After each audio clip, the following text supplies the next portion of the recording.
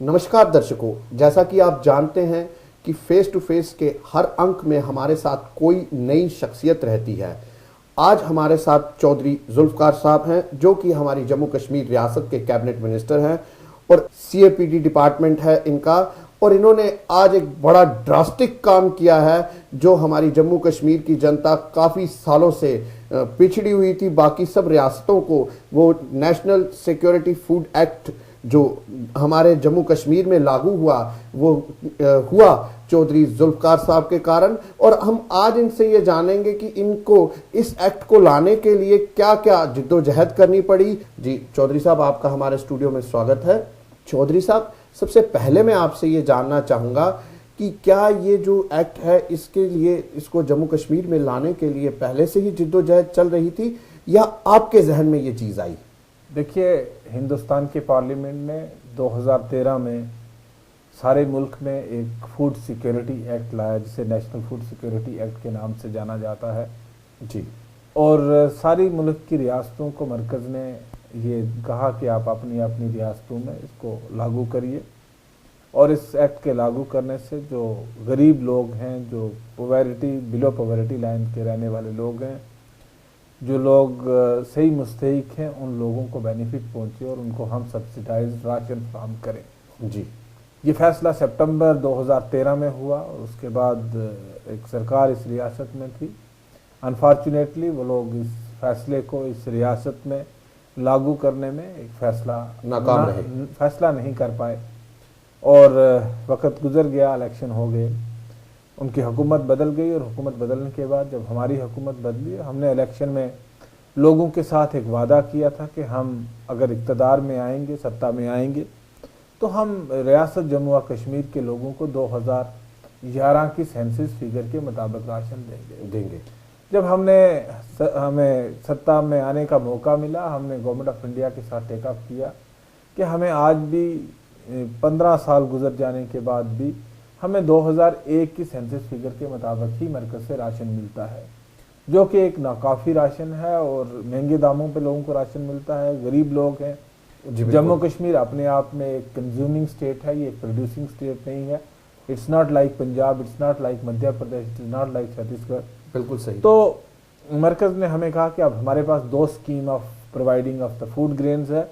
एक स्कीम वो है जिस स्कीम के तहत हम 2001 की सेंसस के मुताबिक राशन देंगे और अगर आपको उसके हिसाब से लेना है तो उसी के पे चलना पड़ेगा, अगर नहीं तो आपको स्विच ओवर करना होगा नेशनल फूड सिक्योरिटी एक्ट की तरफ।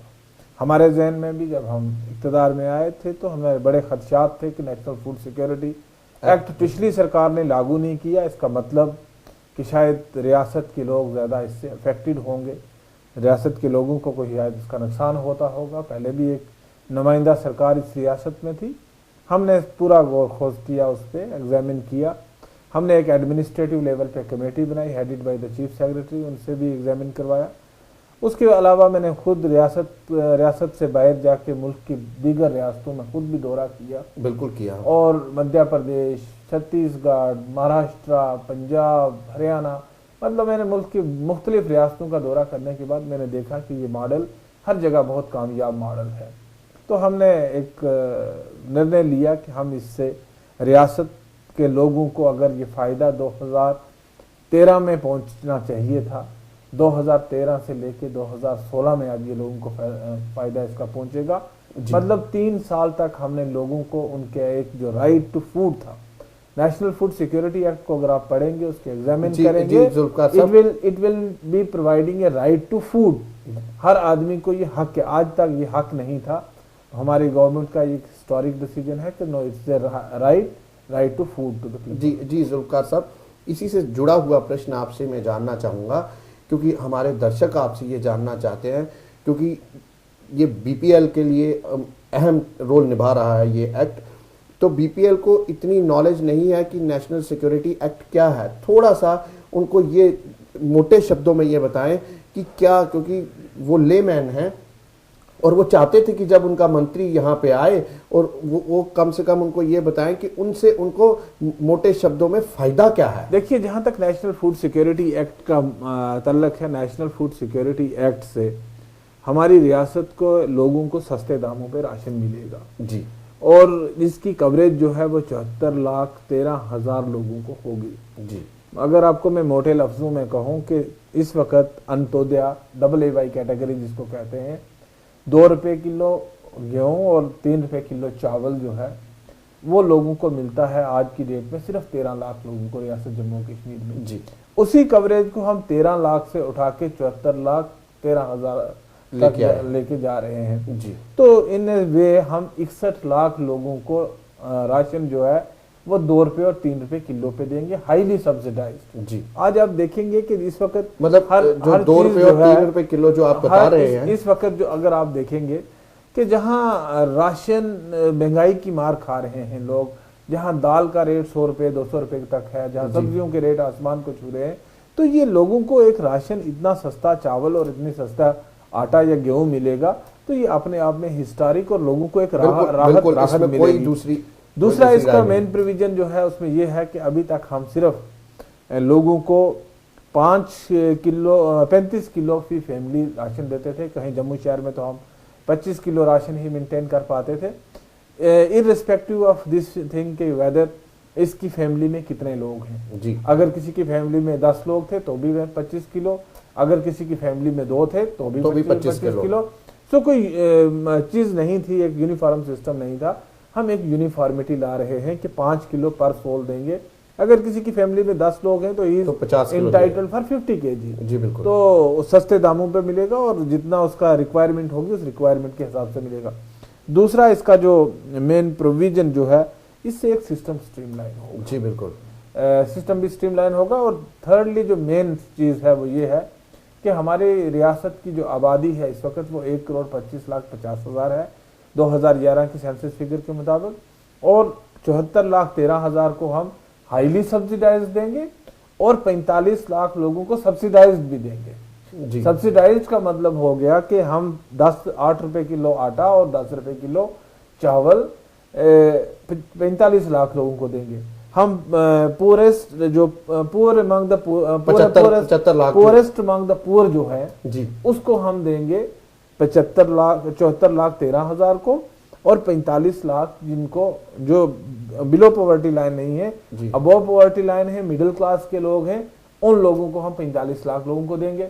और हम एक्सक्लूजन में सिर्फ 6 लाख लोगों को लेके जा रहे हैं, वो भी जिनका हाईएस्ट इनकम टैक्स पे ही होंगे, जिनका एनुअल टर्नओवर बिजनेस में 25 लाख से ज्यादा होगा, जिनका कोई गेस्टेड ऑफिसर क्लास 1 से अबव होंगे, उनको उन लोगों को, और जो लोग कॉन्स्टिट्यूशनल पोजीशन होल्ड करते हैं, एमएलएज हैं, मिनिस्टर्स हैं, ऑनरेबल जजेस हैं, जो कॉन्स्टिट्यूशनल पोजीशन जो होल्ड किए हुए हैं, वो हम 6 लाख लोगों को एक्सक्लूड करेंगे। और 6 लाख लोगों को एक्सक्लूड करने से हम गरीबों की जो मेजॉरिटी, ये रियासत जो है गरीब लोगों की रियासत है, यहाँ गुर्बत का लेवल बहुत बड़ा है, तो हम गरीब लोगों को एक राहत पहुंचाने में एक बड़ा इससे एक स्टेप होगा। जी चौधरी साहब, एक चीज आपसे ये जानना चाहूंगा कि जिस तरीके से आपने कहा कि 45 लाख लोग जो है वो सब्सिडाइज राशन लेंगे, उनमें चावल जो है वो 10 रुपए होगा और आटा 8 रुपए होगा, लेकिन जो 75 लाख लोग हैं उनमें आटा किस रेट पे मिलेगा? 2 रुपए। 2 रुपए आटा और चावल 3 रुपए। 3 रुपए चावल। यही चीज लोगों तक पहुंचानी थी कि अब आपको आटा जो है वो 2 रुपए किलो और 3 रुपए किलो राइस जो है वो मिलेंगे। अब बात आई टर्न करके कि राशन डिपोज की, जिनके पास ये आटा और चावल जाएगा, इसकी डिस्ट्रीब्यूशन अच्छे तरीके से हो, उस पर क्या नकेल कसी जाएगी? देखिए, अब जो नया सिस्टम राइज करने जा रहे हैं हम, इससे एक जो मेन चीज है कि जब सब्सिडी इतनी ज्यादा इन्वॉल्व होगी तो पेल्फ्रेजेस के स्कोप बढ़ते हैं। जी बिल्कुल। लेकिन गवर्नमेंट ऑफ इंडिया की बहुत सारी स्कीम्स ऐसी हैं, और इसके साथ हमने डेटरेंट जो है वो अभी से लिए हैं कि हम इसको टोटल जो है इसको हाईटेक डिपार्टमेंट को करेंगे। हर चीज़ जो है वो टेक्नोलॉजी के साथ जोड़ दी जाएगी।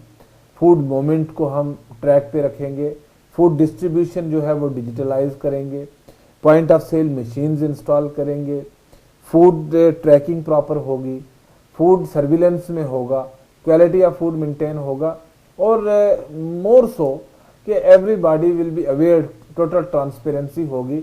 हर आदमी को पता होगा कि मेरा कितना हक है और मुझे कितना राइस मिलना चाहिए या कितना आटा मेरा राइट है मुझे वो मिलना चाहिए। तो वो मेरे ख्याल से एक इतनी ट्रांसपेरेंसी हम इस पे मेंटेन कर लेंगे, हर चीज़ हमारे पोर्टल पे होगी। फिलहाल हम इस वक्त एक काम कर रहे हैं, we are collecting the data, then we are segregating the data and then we are putting the entire data on the portal. Everything will be available and will be available on the portal website पे available होगी। इसके अलावा हमारा monitoring mechanism होगा। हमारे दिल्ली में जैसे banks की ट्रांजैक्शन होती है, कोई चेन्नई में बैठ के अपने अकाउंट से 500 रुपये विड्रॉ करता है या कोई 50,000 विड्रॉ करता है, बॉम्बे में करता है, कलकत्ता में करता है या श्रीनगर में करता है, उसका जो मेन हेडक्वार्टर है उसको पता लगता है जहाँ पे सर्वर है कि इसके अकाउंट नंबर से कितना विड्रॉ हुआ। जी बिल्कुल। सिमिलर लेवल पे हम इसको एक फूड बैंक के तौर पे डेवलप कर रहे हैं कि कौन किसका फूड का राइट कितना था, उसके अकाउंट में कितना था और उसके अकाउंट से कितना निकल गया और मंथली उसके अकाउंट में कितना एड ऑन होता गया। So it will be directly monitored by the minister, मतलब ऑनलाइन होगा। जी चौधरी साहब, एक चीज और आपसे पूछना चाहूंगा कि जिस तरीके से आज आपके राशन डिपोज हैं, उन्होंने बाहर काली प्लेट तो लगाई होती है, लेकिन उन्होंने अपने अंदर जो राशन है वो मेंटेन नहीं किया होता बाहर, जबकि ऑन रिकॉर्ड जो है वो राशन का पूरा स्टेटस बाहर होना चाहिए। और जो ये राशन डिपो नहीं करता तो उसके खिलाफ किस तरीके के एक्शन करने चाहिए? देखिए, मेरा ये कहना है कि राशन डिपो वाला एक बहुत गरीब किस्म का आदमी होता है, वो अपने लेवल पे गड़बड़ नहीं कर सकता जब तक कि डिपार्टमेंट की इन्वॉल्वमेंट नहीं हो। हमने डिपार्टमेंट पे सख्ती की है। अगर आप देखें तो आपके पास रिकॉर्ड है, you are connected with the media. जी, मैं पिछले 6 साल भी एमएलए रहा और हमने हमेशा हाउस में ह्यू एंड क्राई देखा। मैं अपने निर्वाचन क्षेत्र में जाता था कॉन्स्टिट्यूंसी में, वहाँ पे लोग मेरे पास आते थे, मेरा किसी की डेथ होगी, मुझे 1 बैग चावल चाहिए, मेरे किसी बेटी की शादी है, मुझे 1 बैग चावल दिलवा दीजिए। मैं एमएलए होने के बावजूद भी किसी को 1 बैग चावल नहीं दिलवा पाता था, क्योंकि अवेलेबिलिटी नहीं थी, डिमांड बहुत ज़्यादा थी और फूड ग्रेन्स अवेलेबल नहीं होते थे। मुझे नहीं पता कहाँ जाते थे फूड ग्रेन्स, लेकिन लोगों को नहीं मिल पाते थे। लेकिन अगर आप मेरा 9 महीने का रिकॉर्ड देखो, 2 विधानसभा के सत्र हुए, सेशंस हुए, एक बार भी फूड ग्रेन्स कोई इशू नहीं रहा। बिल्कुल सही। और हम जब भी शाम को न्यूज़ देखते थे, लोकल चैनल्स देखते थे, किसी चैनल पे भी न्यूज़ सुनते थे, तो हर दिन सीएपीडी डिपार्टमेंट के खिलाफ फूड्स के लेके एक धज्जियां उड़ रही होती थी, लोगों का प्रदर्शन होता था। जी बिल्कुल। जब आज हम अखबार का पन्ना सुबह उठा के देखते थे तो फूड ग्रेन्स की स्कैर्सिटी की डिमांड्स, लोगों की कहाँ पे प्रोटेस्ट हो रहा था, तो ये चीजें देखने को मिलती थी, जो रिफ्लेक्शन थी अपने आप में कि डिपार्टमेंट की परफॉर्मेंस। इसमें कोई दूसरी राय नहीं कि सुधार आया है। हमने 6 महीने में कोई नया फूड ग्रेन्स नहीं लाया, लेकिन जो था हमने सिर्फ उस पिलफ्रेज को रोकने की कोशिश की। जी, डिपार्टमेंट को डायरेक्शन दी। यही लोग पहले भी काम करने वाले थे, यही लोग आज भी काम करने वाले हैं, लेकिन सिस्टम को बनाया गया। कल यही लोग थे तो राशन नहीं था, आज यही लोग हैं तो राशन है। जी बिल्कुल। अल्टीमेटली ये डायरेक्शन का असर होता है और मुझे लगता है कि मेरे डिपार्टमेंट में एक डायरेक्शन का असर हुआ। हमने लोगों को 20-20 साल के बाद, 25-25 साल के बाद अपनी जगहों से हिलाया। और जब एक आदमी को आप 30-30 साल तक एक जगह पोस्टिंग पे रखेंगे तो डेफिनेटली एक नेक्सस डेवलप होता है। बिल्कुल, इसमें कोई दूसरी राय नहीं। और हमने उस नेक्सस को तोड़ने की कोशिश की। आज वही लोग एक अच्छे से काम कर रहे हैं। मेरा मानना एक चीज का है, और यही लोग, हमारे डिपार्टमेंट के लोग डीलर्स को मजबूर करते थे कि वो गलत काम करें।